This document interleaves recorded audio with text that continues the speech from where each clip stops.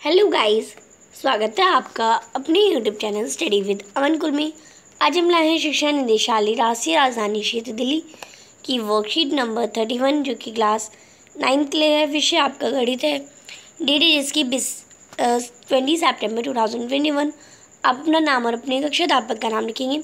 तो आज हम अपना नया चैप्टर त्रिभुज कंटिन्यू करेंगे, स्टार्ट करेंगे, जिसमें हम आपको पता है त्रिभुज को हम दो भागों में बांटते हैं। एक तो हम जब उसकी साइड्स इक्वल हों, एक तो हम उसकी लेंथ यानी साइड्स के आधार पर उसे वर्गीकृत करते हैं, और एक तो हम उसके एंगल के आधार पर उसे वर्गीकृत करते हैं। तो आज हम देखेंगे उसकी साइड्स के आधार पर उसे वर्गीकृत करें, जिसमें हम दो विशेष त्रिभुज के बारे में पढ़ेंगे, एक समबाहु और एक समद्विबाहु। अब जो हमारा समबाहु होता है उसमें हम देखते हैं, जो हमारा समबाहु ट्रायंगल्स होता है, समबाहु त्रिभुज होता है, उसमें जो आपकी तीनों साइड होती हैं वो इक्वल होती हैं। और जब हमारी तीनों साइड इक्वल होती है तो तीनों जो एंगल्स होते हैं वो भी हमारे इक्वल होते हैं, और हर एंगल हमारा 60 डिग्री का होता है। तीनों एंगल इक्वल होंगे 60 60 60, तो तीनों एंगल का सम कितना आना चाहिए 180, और तीनों एंगल हमारे 60 के होते हैं, तो हमारा ये समबाहु त्रिभुज बनता है। समद्विबाहु क्या होता है इसे भी हम देख लेते हैं। जब हमारी दो साइड्स हमारी इक्वल हो देन हमारा वो समद्विबाहु त्रिभुज होता है।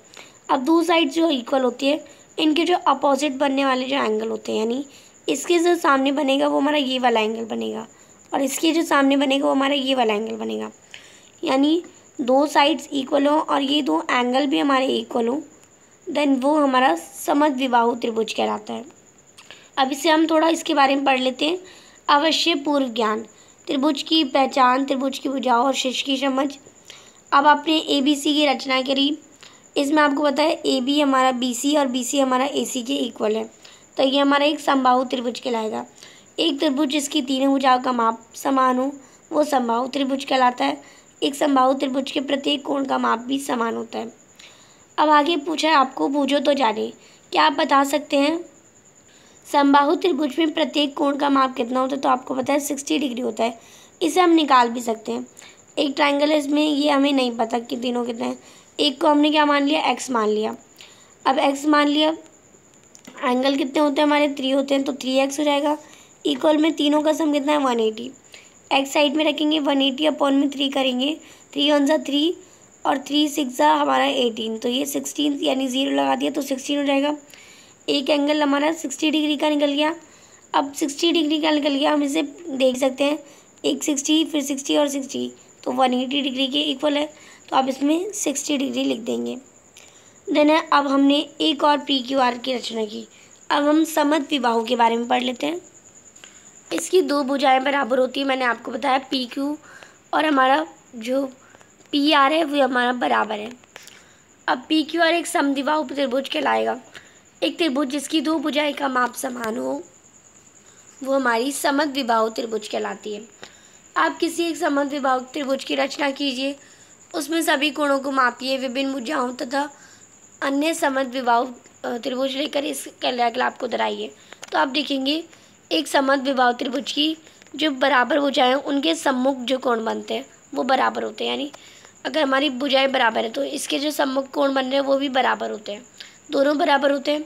यानी अगर ये 45 का है तो ये भी 45 का होगा। और हमें बता रखा है किसी त्रिभुज के बराबर कोणों के सम्मुख भुजाएं बराबर होती है। यानी अगर त्रिभुज में हमारे ये 45 दे रखा है और ये भी 45 दे रखा है, तो इसकी जो अपोजिट बनने वाली ये वाली और इसकी जो अपोजिट बनने वाली ये वाली, तो ये वाली भुजाएं बराबर होती है। यानी जब हमारी भुजाएं बराबर होती है तो भुजाएं हमारी बराबर होती है तो कोण भी बराबर होते हैं, और कोण बराबर होते हैं तो भुजाएं बराबर होती हैं। ये हमें समझाया गया था। अब इसे कुछ एग्जाम्पल के तौर पर आपको कुछ क्वेश्चन दे रखे हैं। x का मान ज्ञात कीजिए, AB इक्वल है AC के, तो आपको x का मान ज्ञात करना है। आपको ये पता है ये हमारा एक समद्विबाहु त्रिभुज है। अब इसमें आपको ये और ये लाइन हमारी इक्वल है, यानी AB AC के इक्वल है, तो इसके जो अपोजिट एंगल बनेंगे ये दोनों भी इक्वल यानी एक ही बराबर माप के बनेंगे। तो ये हमारा 45 का है, तो ये भी हमारा कितने का हो जाएगा 45 का ही होगा। तो y की वैल्यू क्या आ जाएगी हमारी 45, तो आप इसमें x की वैल्यू क्या आ जाएगी 45, तो आप इसमें 45 लिख लेंगे। बहुत आसान है। रीज़न क्या लिखेंगे, एक समद्विबाहु त्रिभुज की बराबर भुजाओं के सम्मुख कोण बराबर होते हैं। प्रश्न नंबर 2 है, भुजा QR का मान ज्ञात कीजिए। यदि पी क्यू हमारा 50 डिग्री है तथा पी आर 5 सेंटीमीटर, यानी आपको हमें बताना है पी क्यू का, तो हमारी जो क्यू आर है उसका मान बताना है। आप देख सकते हैं इसमें जो दो कोण है बराबर बने, यानी किसी ट्रायंगल में जब दो कोण बराबर बन रहे तो उसके जो आमने सामने वाली जो रेखा है जो हमारी वो है वो बराबर होंगी, यानी भुजा जो है बराबर, यानी इसके सामने जो बन रही है वो हमारी ये बन रही है और इसके सामने जो बन रही है वो ये बन रही है। ये हमारी 5 सेंटीमीटर की है तो ये क्यू आर भी हमारी 5 सेंटीमीटर की होगी, तो आप इसमें 5 सेंटीमीटर लिख लेंगे। अब आप प्रयास कीजिए, एक्स का मान ज्ञात कीजिए इफ़ यदि ई एफ इक्वल हमारा ई जी के। तो इन क्वेश्चंस का आंसर करेंगे आप। अगर हमारा ई एफ जो हमारा ई एफ है वो इक्वल है ई जी के, ये हमारा इक्वल है, आप देख सकते हैं दो लाइन इक्वल है तो इनके जो सम्मुख बनने वाले कोण हैं वो भी बराबर होंगे, यानी इसके सम्मुख क्या बन रहा है 55 डिग्री का बन रहा है और इसके सम्मुख हमारा वाई बन रहा है। तो हमें पता है ये दोनों बराबर हैं, तो ये 55 का है तो ये भी हमारा 55 का ही होगा, तो आप इसमें भी 55 लिख लेंगे। तो आप इसका आंसर करेंगे ई एफ इक्वल है हमारा ई जी एच के, तो हमारा वाई 55 डिग्री का होगा। रीज़न आप लिखेंगे एक समद्विबाहु त्रिभुज में बराबर भुजाओं के सम्मुख कोण बराबर होते हैं।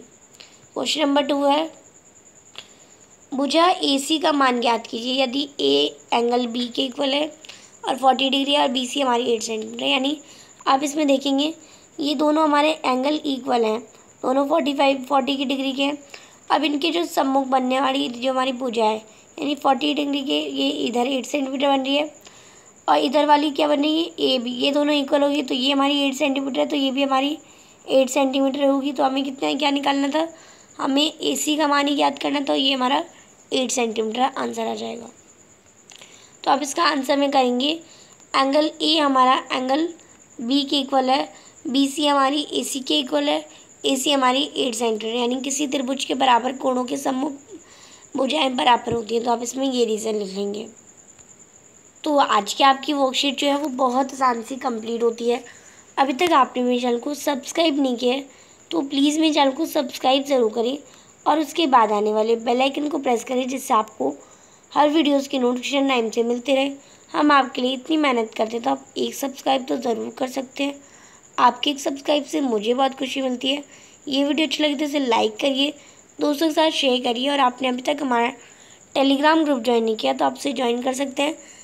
कोई भी क्वेश्चन हो, कोई भी क्वारी हो, आप हमें इंस्टाग्राम पे पूछ सकते हैं, मैं आपका रिप्लाई वहाँ पे ज़रूर देती हूँ। तो आपको और हमें इंस्टाग्राम पे फॉलो कर सकते हैं। और ये वीडियो अगर आप देख रहे हैं तो इसका आपका गोल है इस वीडियो को 1000 लाइक पे क्रॉस कराएंगे और वीडियो को ज़्यादा से ज़्यादा दोस्तों के साथ शेयर करेंगे। Thanks for watching video, bye bye guys.